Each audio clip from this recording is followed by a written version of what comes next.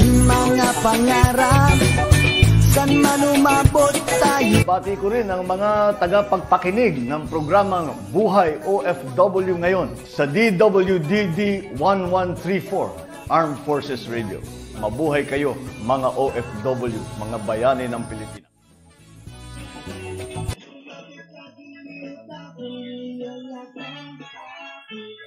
Okay, magandang buhay, Luzon, Visayas, Mindanao.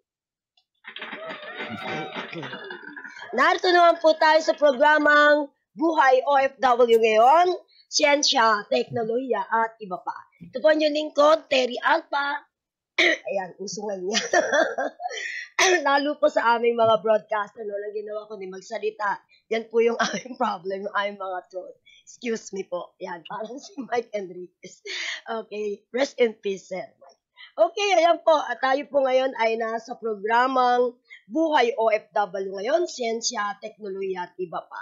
Siyempre po, isang oras na lang po tayo magkakaroon ng magandang balita tungkol po sa ating siyensya at teknolohiya. Siyempre, ito po yung DOST, kung saan po ay napakaraming programa na talaga namang nakakatulong sa ating bayan dahil po sa mga napakaraming project nila na masasabi natin talagang napakahalaga para po sa atin.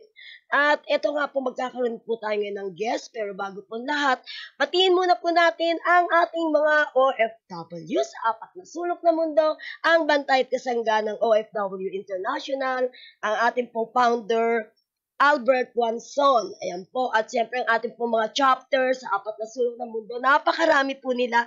Hindi na po natin sila iisa-isahin. Basta standby lang po. Likes, follow, and share ang ating pong DWWD Armed Forces Radio link.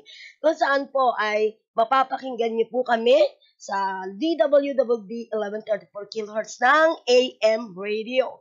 So, ibig sabihin, yung mga kababayan natin na wala internet, pwede po kayo mag-monitor sa atin sa pamagitan po ng radyo. Yan naman po yun nung araw pa eh. Sinasabit lang po yan sa sungay ng Kalabaw. Mapapakinggan na po tayo. Kahit sa mga bukid o bundok. At siyempre tayo rin po ay live sa ating pong social media ng ating Armed Forces Radio website. Ayan. Yan, eto na po. Meron po tayong guest ngayon. Mula po ito sa DOST 3 PSTO Tarlac. Pakilala na natin si Sir Danilo Alcantara. Siya po ay project engineer po ng nabanggit natin DOST 3. Hello sir! Magandang buhay po sa inyo. Bati mo na po kayo sa ating mga nanonood ngayon. Ayan po, magandang buhay po at magandang hapon po sa lahat ng mga nanonood at nakikinig po sa ating programa po dito sa DWDD. Yes! Maraming salamat po sa pag-imbita. Ayan, okay. Bago po natin tanungin si Sir Danilo, alamin po muna natin ang kanyang background. Saan po kayo ngayon, exact location niyo po ngayon?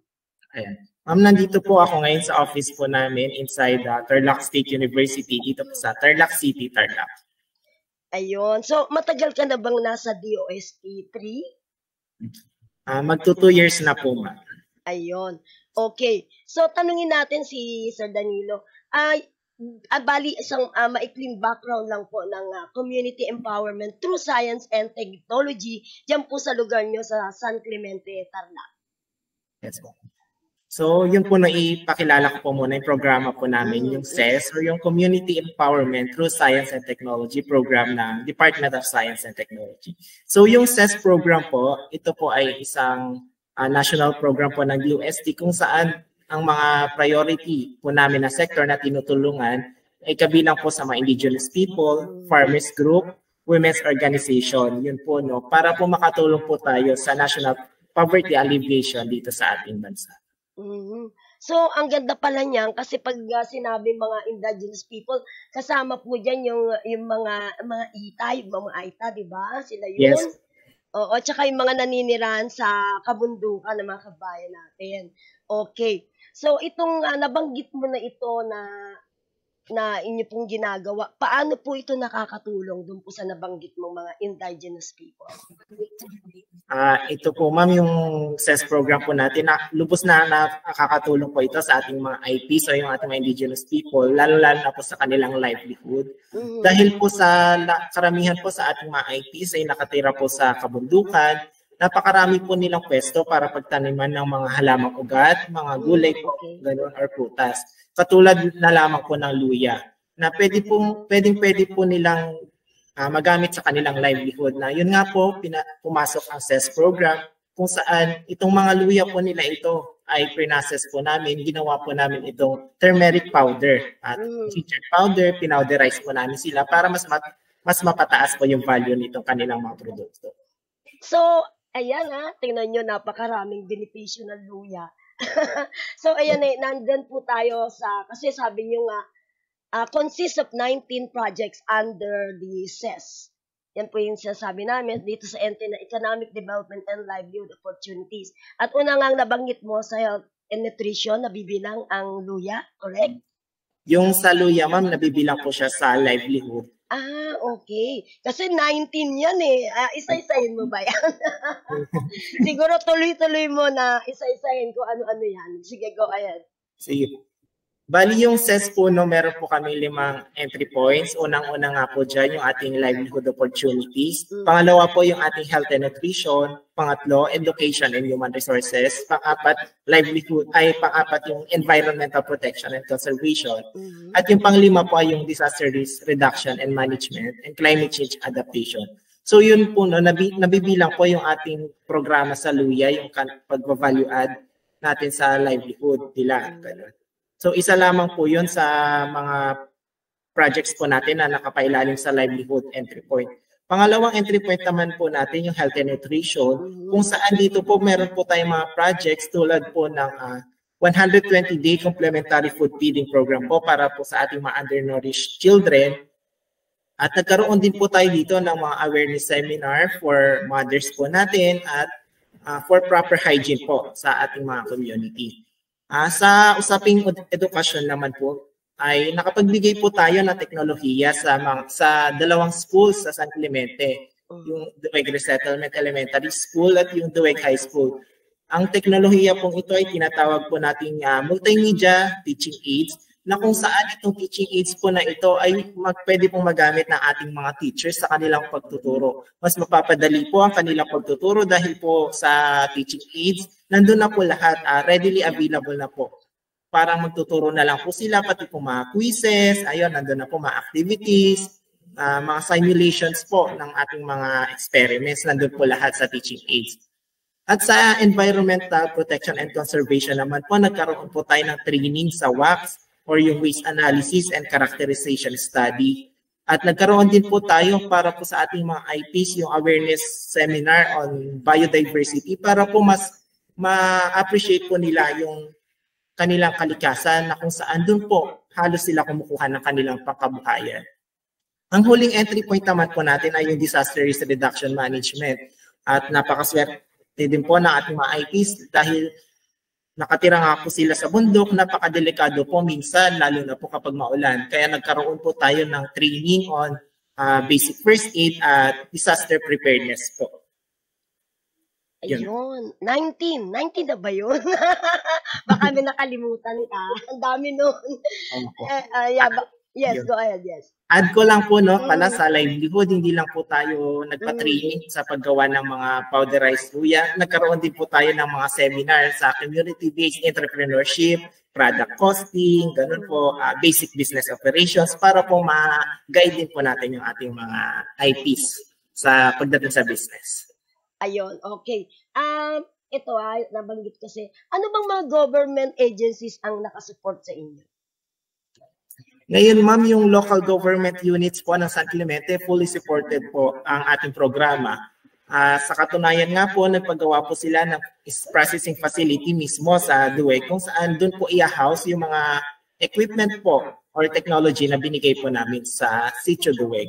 At ngayon naman po, napakaswerte pa din po ng Sitio Duweg dahil ang DTI or Department of Trade and Industry ay tinutulungan na din po sila para sa kanilang livelihood. Ayun. Okay. Nabanggit mo na ang bali nakakapag-join dyan yung mga indigenous people consists of yung, bukod dun sa yung mga ita na tinatawag, ano pa ba ang mga nabibilang sa mga indigenous people? Sa San Clemente po ma'am, meron po tayong dalawang uri na indigenous people. Yun nga po yung una, yung Aita, at pangalawa naman po yung Aita Abili. Pero meron din po tayo sa mga ibang municipality, mga Aita Mag-Anchi, ganun po. Okay. So, nabanggit mo rin na tungkol sa mga processing, meron kayong mga seminar na ginagawa para matutunan nila. So, after the training and processing, di ba, meron na silang na-accomplish. So, meron na ba mga finished products na napapakinabangan na? Yes po ma'am, sa ngayon po tuloy-tuloy po ang paggawa po ng kanilang mga produkto na nabibenta na po nila sa kanilang komunidad. Okay, ano-ano ba yung mga produkto na yan na talagang masasabi natin na malaking pakinabang na para sa kanila? So yun nga po, no, yung nabanggit ko din kanina, yung turmeric powder, ginger powder, na dati lang po binibenta nila ng fresh, na napakamura po ng halaga. Ngayon po, na-value add na nila, nagiging tumataas na po yung presyo, mas kumikita na po sila. Meron din po sila doon dahil po sa Sitio Duweg, napakarami po ng tanim nila na tinatawag po nila na boy-boy. Ito po yung ginagawa nilang walis. So, pero bago pa man po dumating ang mga interventions natin doon, marami na po tayong mga kapatid na gumagawa ng walis po talaga. Yes. At hindi lang po sa, yung mga halamang ugat din po na ituro natin i-process sa kanila, ay tulad po ng kamote, ngayon po ginagawa nilang butchi, ginagawa nilang empanada yun. Wow!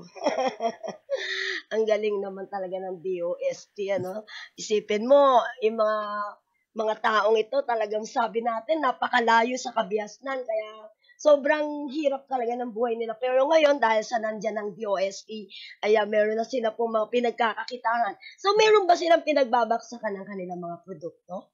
Nasa market na ba to? Ngayon ma'am, ang pinakapangunahing market po nila ay yung mga turista po muna doon sa Sitio Duweg. Kung makikita po natin noon, napakataas ng Sitio Duweg, napakatarik. So pag akyat mo po doon, napakaganda po ng tanawin. Kaya ang daming turista po na pumunta doon. Ayun, so at the same time, meron tourist attraction at meron din mga produkto na sila mabibili nila na sa murang halaga lang. Okay. So meron kang binanggit na pagkain, di ba? Ano ba ito? Yung mga food na to? Ma'am, yun po yung butchi, gawa po sa kamote at yung empanada din po na gawa din sa kamote, ma'am. Ayun, nasasarap no, healthy food, parang masarap pumunta dyan at dumalaw. Ano ba yan? Malayo ba? Pag aakyat ba ng bundok o ano? Yes, ma'am, bali aakyat po tayo. Pero sa ngayon, ma'am, yung daan medyo matarik pa. Pero ginagawa, sa tulong din po ng Provincial Government of Tarlac, pinapagawa na po, pinapaayos na po yung daan papunta sa Sitio Duweg. Ayan, kasi tayo may mga nanonood, mga viewers mostly from the other countries, yung ating mga overseas Filipino workers. Nagtatanong din sila, paano daw po ba yung mga kababayan natin hindi na nagsibalik, like nung magkaroon ng COVID, maraming nawala ng trabaho ng mga OFWs, hindi ba lamang kung paano silang kikita, hindi naman sila nabibilang sa, sa indigenous people. Paano ba yung pwede rin daw ba sila maka-avail ng mga training na yan? Yun ma'am, kung may mga grupo po sila sa kanilang mga komunidad, like yung mga all-women's group, farmers group, kung makakasali po sa kanila yon dahil yun po ang mga priority sector ng programang CESPO, ayun pwede po silang makabilang para po maging beneficiaryo ng aming programa.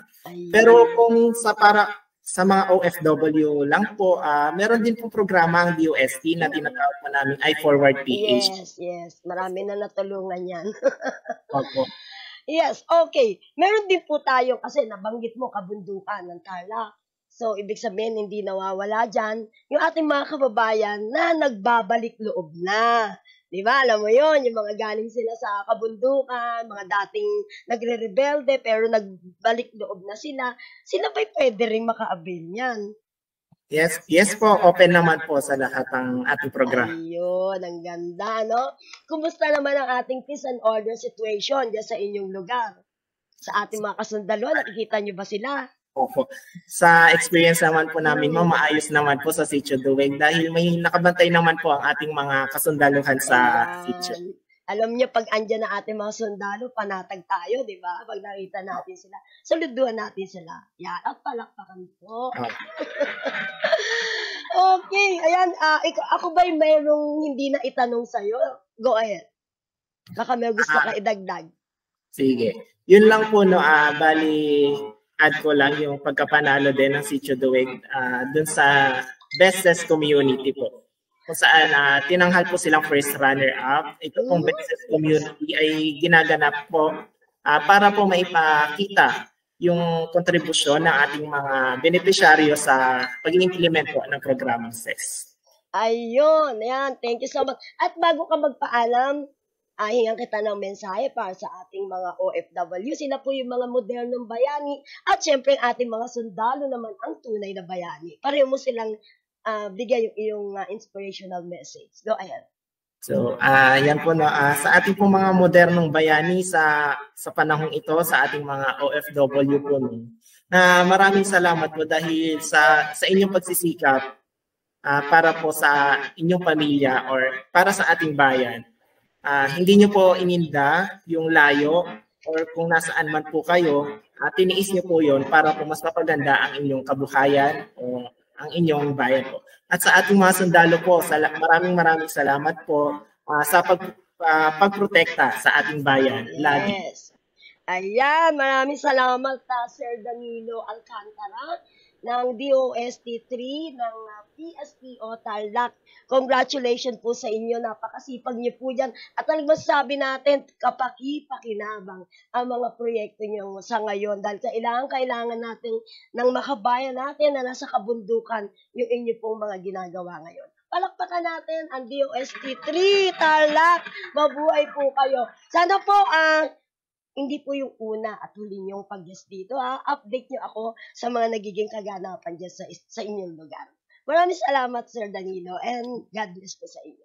Maraming salamat po and God bless po. God bless po.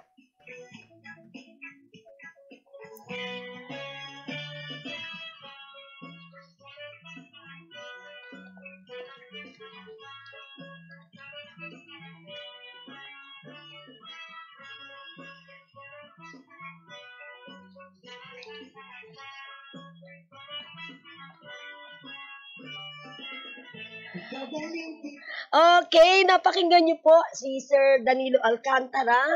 Ayan, siya po ay from DOST3 ng Tarlac. Napakinggan nyo, no? Ang ganda-ganda ng kanilang mga proyekto doon sa kanilang lugar na talagang nakakatulong sa ating mga kababayan dyan sa kabundukan, yung mga indigenous people dyan.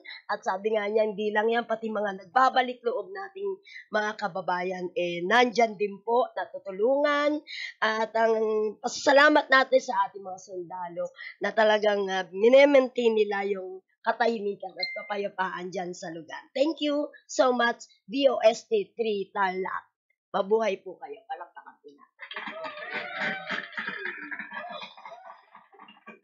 Okay, meron pa rin po tayong mga balitang DOST. Ayan. Anong pong nagkaroon po ng tinatawag na sa Muntinlupa 2023 Muntinlupa City. Ito may tinatawag na Robotics Fair and Exhibit. Ayan. Isa pa to sa napakaganda at napakahalagang project po ng DOST kung saan ay nagpakita ng kanilang kagalingan at kakayahan ang mga estudyante sa paglikha ng mga iba't ibang uri ng robot. Ayan, magpapasalamat po tayo sa ating pong correspondent na nag-coverage po niyan. Walang iba kundi si Gerald Nazaro. Ayan. Thank you so much, Gerald, sa iyong mga video at picture. At siyempre, tayo po ay nakakuha po ng mga importanteng balita tungkol po sa naging kaganapan na Robotics Fair and Exhibit. Diyan po sa Muntinlupa City. Sabi nga, itong launching na ito ng Robotics Fair and Exhibit ay ito'y sinasabing moving towards the world of artificial intelligence. Ayan na ngayon, ano? Artificial intelligence na tayo, no? Hindi na kailangan ng tao, manpower, para ma-operate ang isang bagay. Talagang high-tech at hindi nagpapahuli ang Pilipinas pagdating dyan. At yun nga po, ang DOST National Capital Region, ito po yung mga kaibigan natin. Hello po sa inyo, Ma'am Teresita Fortuna. Ayan, Fortuna, yung friend natin. And of course, kay Ma'am Pinky, at syempre ang ating pong kaibigan ng DOST-STI, si Sir Richard Burgos. At panoorin natin yung mga naging kaganapan at mga exhibit na pinakita ng mga estudyante, yung galing nila, habang tayo po ay nagbabalita.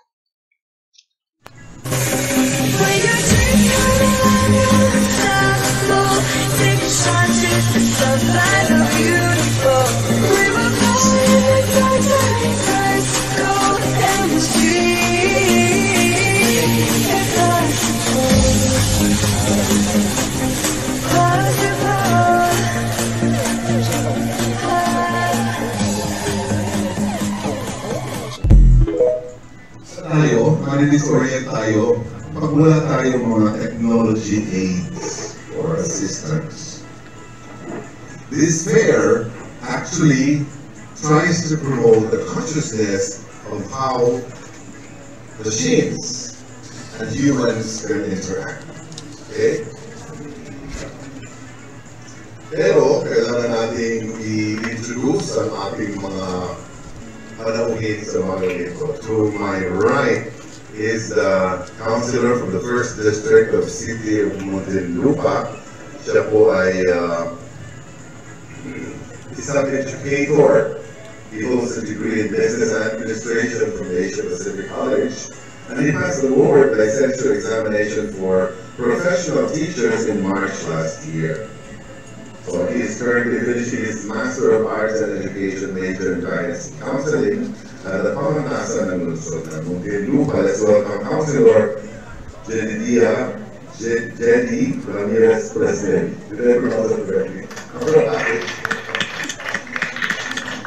Okay, di natin makakalimutan ang ating host. Alright, she's a very familiar figure at the Department of Science and Technology, where she was the DOST-FCR Director. And today, she is the President of Colegio de Muntinlupa, ushering the college into academic excellence, no? And prominence as its President. Let's meet Dr. Teresita Fortuna. Our other guest is one of the youngest, if not the youngest, Director of DOST. She is also one of the young talents who was honed and nurtured under Dr. Fortuna's mentoring. She is now the Regional Director of DOST-FCR. Let's meet Engineer Roman M. Tresavanes.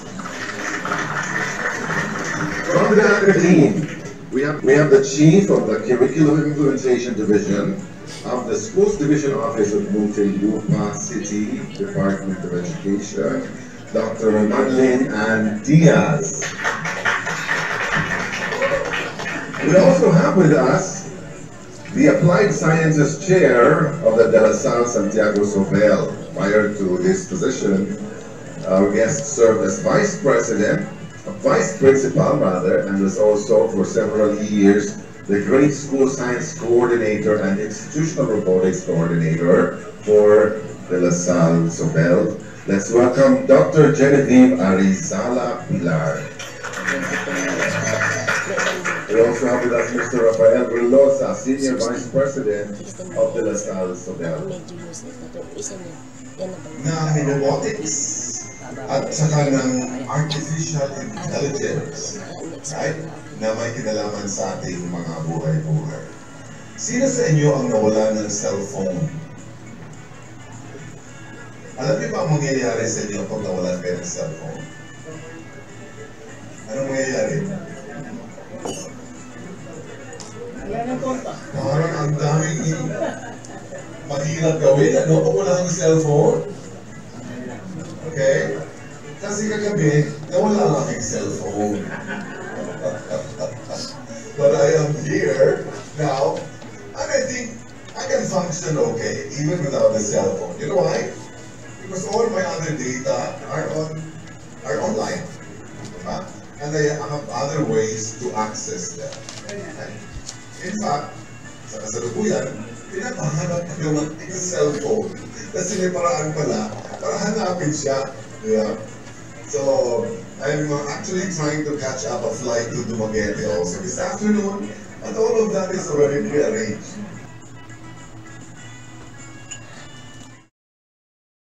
Okay, ayan, ang napakinggan niyo po ay walang iba kundi si Sir Director Richard P. Burgos po, ang DOST Science and Technology Information Institute Director, at siya rin po ang naging moderator sa nabanggit nating exhibit, fair and exhibit. Ayan, napakinggan nyo ang kapaki-pakinabang na mga robotics, sabi nga artificial intelligence na po ang ginagamit. Kita mo, pag nawalan daw ng cellphone, ay para ka na rin nawalan ng yung personal secretary. Okay, siyempre po, congratulate natin yung mga estudyante na mga nagsikap na pakita yung kanilang mga kakayahan. Ang gagaling, di ba? Meron tayong nakita doon na kung saan ay pinakikita yung bang function ng mga sasakyan, parang remote control na napapakinabangan, di ba? Nagkaroon din ng science quiz show ang junior high school. Nagkaroon din po sila. Bukod sa robotics exhibit, nagkaroon po ng competition at non-competition ng mga young engineers. Manila DLSA Robotics. At napakarami pa pong nag-join sa nabanggit na exhibition na to, na exhibit. At siyempre po, meron pong robotics workshop. Doon po ay nag-introduce ng mga training and workshop by Acube Technology. Artificial Intelligence, Mobile Robotics by Probot and MRSP. Grabe to. Artificial Intelligence Robotics and by Probot and MRSP. Sabi nga, all programming for humanoid robots by High-Tech Automation for Industry. Talagang medyo parang nakaka-aware na ito. Nagkaroon po ng competition at final judging po dyan sa robotics na yan. Nagkaroon din po ng cosplay competition. Yung maganda yun. At dun nga sa robotic exhibition, nagkaroon din ng pinakita rin ng mga young engineers from Manila. Yung kanila pong mga creation, talaga namang nakakamangha po para sa ating mga kabataan. Napakaganda po nito, no? Naging guest po doon ang mayor po na si Mayor Rosano Rupina Biaso ng Muntinlupa, City Mayor. At siyempre ang ating paboritong si Ma'am Teresita Fortuna na napakabait during her time as DOST NCR Director. Ayan, okay, yan. Siyempre, ang ating pong Engineer Romelan Trusbales ng Regional Director po ng DOST NCR. Hello po, Sir Trusbales. Di pa tayo nakikita ng personal. At siyempre, nandun rin po ang taga-DEF Edmonton Lupa School Division, si Dr. Evangeline Ladines. Engineer Nostara Reza Zade. President po siya ng Mechatronics and Robotics Society of the Philippines. And Applied Science Chair de La Salle Santiago Isabel School, si Dr. Genevieve Pilar. Ayan po ang mga naging panauhin doon at nagpahayag ng kanilang mga mensahe para po sa ating mga estudyante na talagang masabi natin na ang husay kasi pinakita po sa video yung kanila pong mga creation. At yung nga sinasabing nagkaroon din po ng talent, no? Dance troupe po ng Sobel Dance Crew at Korean Drone Show. Okay. Ayan po. At thank you so much po sa ating mga okay, thank you so much po dun sa ating pong congratulations sa mga nanalo dito sa nabanggit na robotics fair exhibit. Ayan. Siyempre po, tayo po ay magpapaalam na, no? At bago tayo magpaalam, okay, meron pa ba tayo ilang minuto? Okay, sige. Magbalita muna tayo tungkol sa sitwasyon ng ating mga OFWs dyan sa Israel. Ayan. Kasi patuloy yung kaguluhan dyan sa bansang Israel at saka ng Palestine. Pero congratulate natin ang ating OWA, no? Kasi talaga naman, palakpakan natin ang ating OWA. At Department of Foreign Affairs dahil naipauwi nila ng maayos ang ating mga kababayan na na-stranded dyan. Yung iba nga parang na-hostage pa, pero napauwi po sila. Meron naman po tayong mga kababayan na ayaw pong umuwi. Kasi po, masaya sila doon kasi meron silang mga pamilya doon. Yun yung mga kababayan nating Pilipina na nakapag-asawa po ng mga Israeli. Kaya ayaw po nilang umuwi kasi nandun na yung kanilang mga anak. Kaya sabi nila, take chance na lang na sana matapos na po ang kaguluhan na ito. Okay, pero yun naman pong ibang nagtatrabaho doon, napakarami na po ang napauwi. At binigyan po sila ng tulong ng ating pamahalaan. Hindi po pinabayaan, ano? Siyempre, kawawa yan dahil yung kanila po mga property, wala silang nadala, walang nabitbit anuman. Dahil pag ganyang gera, talagang katawan mo lang ang iyong bibit-bitin. Yan nga. Okay, at sana pagdasal natin na matapos na po ito kasi patuloy po ang pagdidemand ng Hamas. Nangako po, nagbigay na naman po sila ng parang nagproposal o humihiling na magpapakawala sila ng 70 hostage sa kondisyon na na magkakaroon ng ceasefire ng 5 days. Yan. Suspense po yan kung papayag po ang Israel na magpahinga ang Hamas ng 5 days. Parang iisipin ng Israel baka ito yung 5 days makaporma. Anyway, di ba sa Bible, meron tayong parang nababasa ron na ang bansang Israel ay hindi po papabayaan. Yan po, hindi papabayaan ng may lika. Dahil sabi nga, yan yung kanyang lugar, ano? Jerusalem. Kaya po yan talagang binabantayan, pinoprotektahan ng Diyos Ama. Ayan. Ang hiling na lang po natin, sana matapos na po itong war na to. Okay, ayan. At sa ating mga kabayang OFWs na mahilig pumatol sa mga nag-o-offer online. At syempre, inihikayat ka na para kang na-hypnotize. Ang style po niya na tuturuan ko kayo para malaman nyo agad kung scammer ito. Mag-PPM sa'yo yan. Minsan, kung hindi Pinoy, foreigner yan. Mag-PPM yan sa'yo. Magsasabi, hi. Minsan, ang picture profile niya, magandang lalaki o kaya magandang babae. Yan po ang kanilang muka. At sasabihin sa'yo, gusto mo bang kumita ng ganitong halaga? Ng doble. Alam ba, may bibigay silang figure, sasabihin sa'yo na 3 times babalik yung pera. Halimbawa, nagpadala ka ng 20,000, 60,000 ang balik sa'yo. Pero, alam ko nagpapadama muna yan Sa maliit na halaga, ikaw ay talagang babalik sa'yo. Pero yung mga sunod nilang approach, ayan, malaki ng halagang hinihingi sa'yo. Ikaw naman, syempre, nagkaroon na ako sa una, no?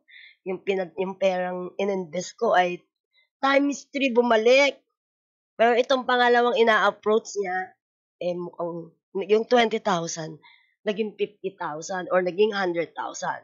So, ikaw naman na nakatikim ka sa unang bugso, nakatikim ka na times 3 ang iyong ininvest, wow, gagawin ko, sige, payag ako, 100,000 o 50,000 kasi pagbalik nito ng 3 times, ang laki na. Yun. Sa madaling salita, ikaw ay pumatol, nagbigay ka ng malaki ng halaga. Dahil nasa isip mo na nung una, yung 20,000 biglang nagdoble o triple. Pero nung nga, sabi mo, gusto mo mas malaki yung bumalik sa'yo, nag-invest ka ng 100,000. Yan, dyan na po. Hindi mo na siya makikita. Gone with the wind. Ayan po ang mga style yan. Okay, yan nga yung kasabihan sa ating mga Pilipino na nagangat ka ng kagitna, isang salop ang nawala. Okay, tungkol naman sa another scam. Ito, ang dami ng pangyayari nito eh. Yun namang papaibigin ka.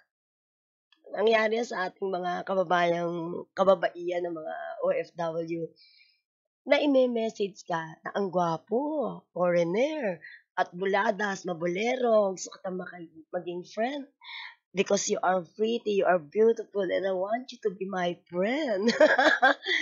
Ikaw naman, lalo na kung di ka sanay sa mga buladas, ng mga bolero, na-attract ka.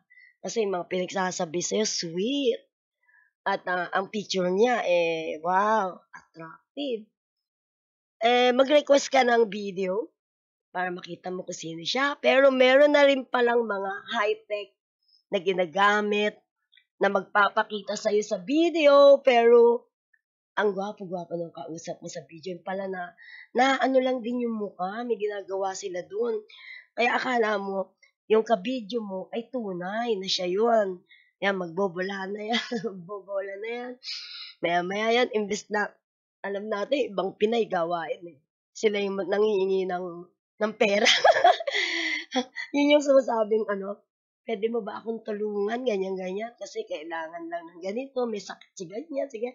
Old style na yan para sa mga iba nating kababayan na may pagkaibigan sa mga foreigner, tapos hihingi ng certain amount. Yan, pero at least, nag-spend sila ng time para maging friend. Basta nagiging kaibigan talaga naman sila. Pero iba po yung scammer na sasabi ko. Scammer. Love scammer po ito. Papaibigin ka, binola-bola ka, pagtapos nun, yung mismong kausap mo, di man Pilipino o taga-ibang bansa, siya naman po yung hihingi ng pera.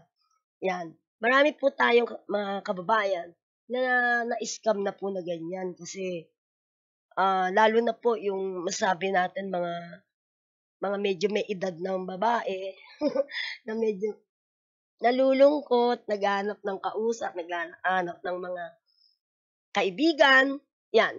Tapos meron siyang kakayahan, dahil kasi meron siyang pera, retired na siya, may pension na, kayang-kaya po na magbigay. Sabi nga niya, sige, tutulungan kita, ganyan, dahil kasi friend na sila, naging acquainted sila through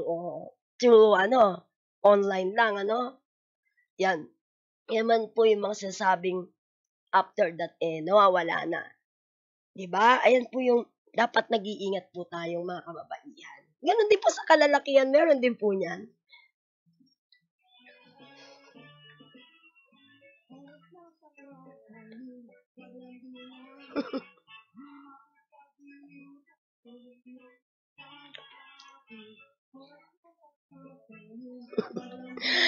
Ayan. Ako tuloy, nauuwaw sa inyo sa tubig. Anyway, meron din naman po mga case na kung saan po ay nagiging magkaibigan sila online.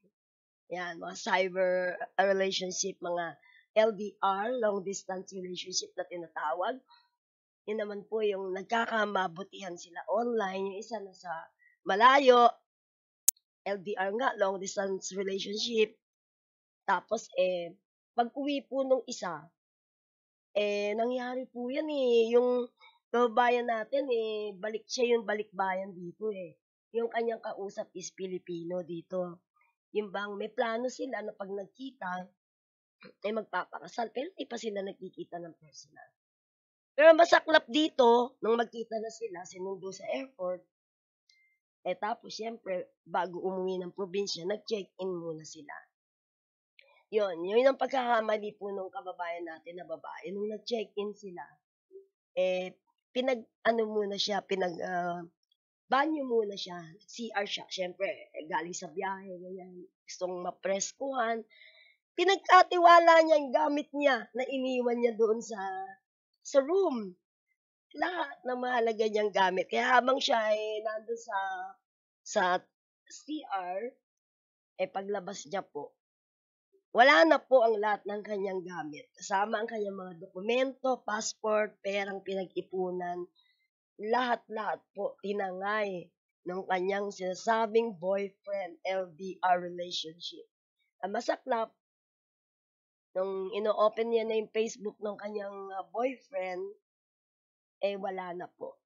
Dinilit na. Hindi niya na makita kung sino yun. Kaya, napakasaklap na nangyaring ito sa ating kababayan. Ano? So walang-wala siya. Gusto niya umuwi probinsya. Ano ang gagawin niya? Nawala lahat.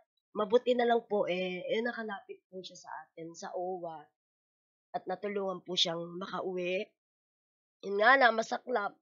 Umuwi siya sa kanyang pamilya. Na umaasa na meron siyang pasalubong, may dala siyang ipon, meron din po siyang anak, na walang talagang na-stress, masyado pong nang nangyari sa kanya, pinaghirapan niya ng ilang taon, tinangay lang po ng sinasabing boyfriend na hindi naman nakikilala. Kaya yan ang iiwasan natin, yung magtiwala ka kaagad sa taong hindi mo pa siya lubos nakilala, iiwan mo yung gamit mo ron. Sana kung ikaw man ay nagbanyo, dinala mo yung iyong pera, nadala, yung passport, iniwan mo lang din yung maleta mo. Ganun sana ang ginawa mo. Pero, iniwan mo lahat noon. Di syempre, nagkaroon ng pagkakataon na matangay lahat. Ayan. Yan, mga aral po yan sa ating mga kababayan, lalo na po sa ating mga kababaihan.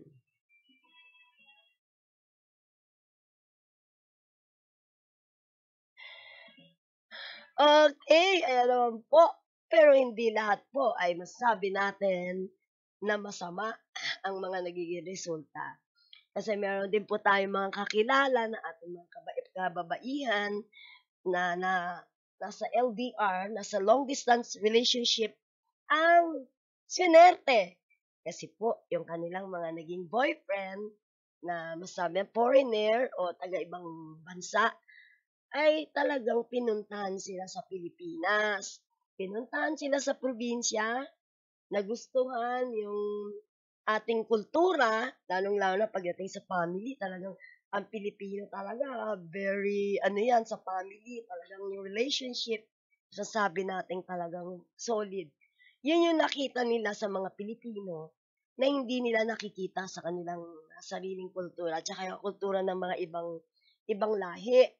Kasi tayo talaga mga Pinoy, minsan nga, nakakatuwa nga kasi may mga foreigner, let's say, American, pumunta doon sa probinsya ng kanyang fiancé, pinakilala sa nanay, tatay, kapatid na. Ang dami talagang nandun sa bahay. Pero alam mo, na-enjoy siya kasi ang saya-saya nga naman. Kasi alam mo, sa Amerika, merong doon, yung bang, pagka yung anak mo, naging let's say 16, 18, umihiwalay na talaga. Wala na sa pamilya. Nagkakaroon na sila ng sarili nilang bahay. Doon na sila. Pero, itong nakita ng American na to, ibang klase talagang lahat nandoon. Magmula sa pinaka-apo-apo hanggang sa pinaka-pinsan-pinsan nandoon. Kaya nga nung nagkaroon ng gathering, naku, alam mo naman ng mga Pilipino, pag nagkasama-sama ang family, ang saya-saya talaga. Nagkakantahan, nagsasayawan, kainan, lahat nandyan na hindi nila nararanasan sa kanilang lugar, sa kanilang bayan.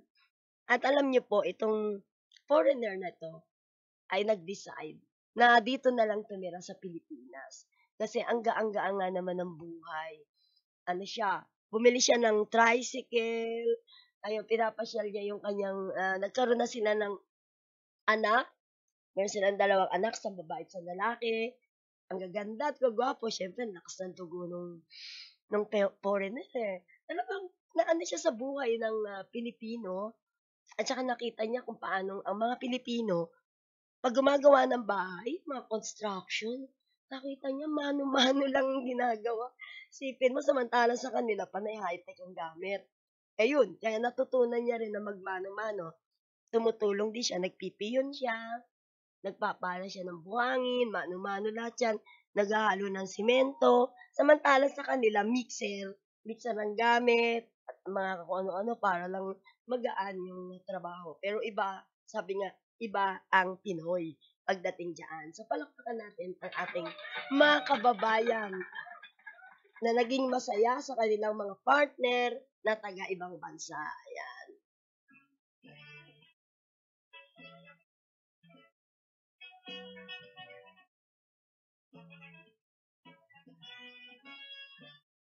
Yan nga sinasabi na isapalaran mo. Pero wag naman sapalaran na katulad ng dinanas ng isa. Maging ano ka rin, gamitin mo rin to. Gamitin mo yung puso mo, gamitin mo rin ito. Yan yung mga sinasabi. Wag panay puso lang, kasi magtiwala ka. Tapos lahat ng pinaghirapan mo ng ilang taon sa ibang bansa natangay lang ng ilang minuto na talagang walang kahirap-hirap. Kaya marami naman tayong success story ng mga Pilipina. Siguro yung mga napapanood nyo sa YouTube, 'di ba? Ang trending ngayon ng mga tinatawag na mga natin, ng kababayan natin, mga Pilipina na nagbi-video sila, lahat ng ginagawa nila, pagluluto, mga vloggers na Pinay na may asawang foreigner, nagluluto, pinapakita nila sa video, at nakikita rin natin gaano ka-sweet yung kanilang mga partner, na iba ang kultura, iba yung pero sumusunod sa kanila. Gusto na nga yung mga Pilipino po, di ba? Yan nga sinasabi natin, ibang maging may bahay ang isang Pinay. Kaya gusto nila ang Pilipina kasi maasikaso, mapagmahal, at saka talagang pinapakita talaga na super magmahal at mag-ayos ng pamilya, ng bahay. Pero sa kabaliktaran naman, yan, lagi tayong merong kabaliktaran, opposite. Meron din mga case na mga kawawang OFW na nakapag-asawa ng mga banyaga na sinasaktan. Yun ang mahirap. Yung sobrang seloso, sinasaktan niya yung kanyang asawang Pinay. Meron pa nga mga case na umabot na napatay niya yung kanyang partner na Pilipina sa sobrang selos. Yun naman po ang napakasaklap din na mangyari po. Kaya nga sabi nga, saan man po kayo mapunta, palagi niyo pong huwag kalilimutan na magpagabay sa ating mahal na may likha, si Papa Jesus. Babantay kayo. Saan kayo magpunta, sabihin nyo, lagi kang gabayan, ituro yung tamang landas na hindi ka mapapahamak, lagi kang magpasalamat, ano man yung natatanggap. Yan ang huwag yung kakalimutan na prayer. Lahat-lahat po ng inyong hihilingin pag kayo ay sumasampalataya, ibinibigay po yan. Kaya yan ang huwag nyo kakalimutan saan man po kayo naroon. Lagi kayong magdasal, i-recite nyo po yung awit 91 sa Bible. Pag yun po ang ni-recite nyo, talagang ililigtas kayo anuman po yung mga nangyayari ngayon sa ating paligid. Thank you so much sa lambingan by Collie Herb Rakista Live. Si Martin Alvarez. Ayan, siya po yung naririnig nyo ngayon. Siya po ay ating kapamilya. At sumisikat na po itong Collie Herb na ito.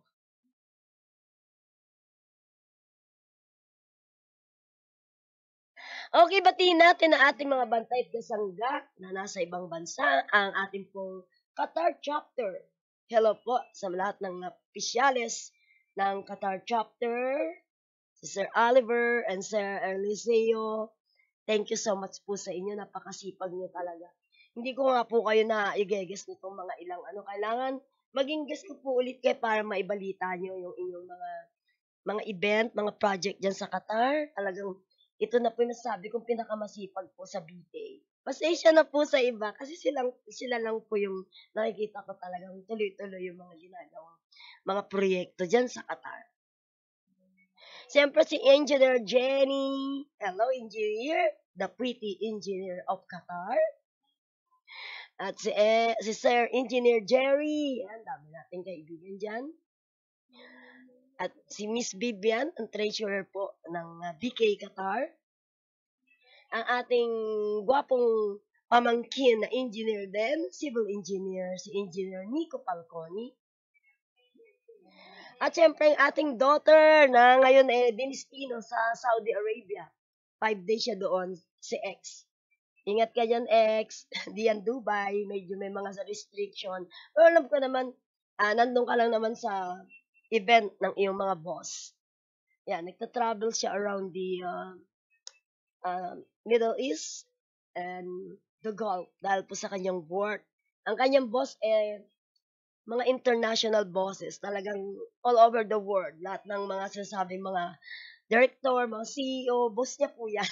Para po yung organization ng Mason or yung mga big organization. Pero sa kanya, buong mundo. Talagang pinagsasama-sama lahat po ng mga company at mga boss. At siya po yung admin. Congratulations to my daughter, X-Tian Reyes. And of course, speaking of mga OFW sa Dubai, mga famous artists and musician, congratulations sa inyo.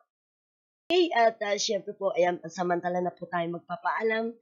Thank you so much po sa ating mga followers and viewers na talagang patuloy na nakikinig sa ating pong DWWB Armed Forces Radio. At syempre po sa ating pong mga nakamonitor ngayon, please continue, likes, follow, and share sa DWWB Armed Forces Radio. And of course, yung ating pong page, no, ng Buhay OFW ngayon, Siyensya, Teknolohiya. Yes. At tayo po'y pansamantala na magpapaalam. Maraming salamat po sa inyo. Ito po ang inyong lingkod, Terry Alpa, para sa programang Buhay OFW ngayon, Siyensya, Teknolohiya, at iba pa. Maraming salamat po.